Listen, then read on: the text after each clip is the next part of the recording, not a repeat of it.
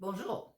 Dans un cours en miracle que j'enseigne, on dit que la paix est l'ennemi de l'ego. Hein. L'ego, lui, sa survie, c'est uniquement dans la souffrance, dans la culpabilité et il est très rusé parce que en même temps, il va nous inciter à faire des affaires tout croche. Hein.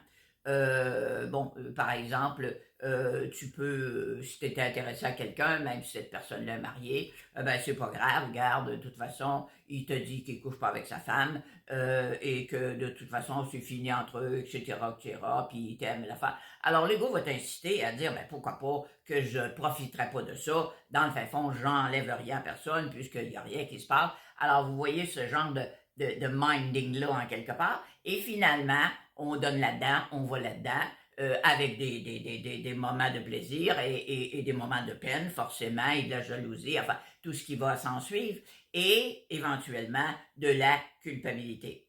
Donc, l'ego, c'est un peu sa façon de faire, comprends-tu, de nous inciter à faire plein de choses pour après ça nous taper sa tête en se sentant coupable. Et il n'y a jamais de culpabilité sans punition. Donc, nécessairement, on va se créer des punitions, on va tomber malade, etc., etc.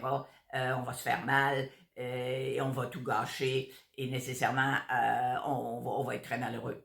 Donc, il faut être très vigilant à l'encontre des demandes de l'ego. Et le cours en miracle nous rappelle 2 puis 3 fois, vous êtes beaucoup trop tolérant envers le vagabondage de l'esprit. Vous ne surveillez pas assez votre esprit. Vous vous laissez piéger par l'ego continuellement.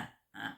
Mais c'est jamais, jamais, jamais heureux à long terme, parce que comme j'ai dit toujours, dès que tu fais affaire avec l'ego, c'est souffrance garantie ou argent remis. C'est juste une question de temps.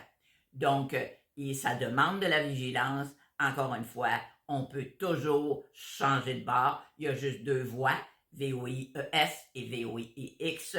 Donc, quand vous allez dans l'ego, vous pouvez toujours demander à revenir de l'autre côté, à choisir et à rechoisir l'amour à nouveau qui va vous apporter la paix. Hein? Alors, je le dis, la paix, c'est l'ennemi juré de l'ego. Lui, c'est le département des troubles.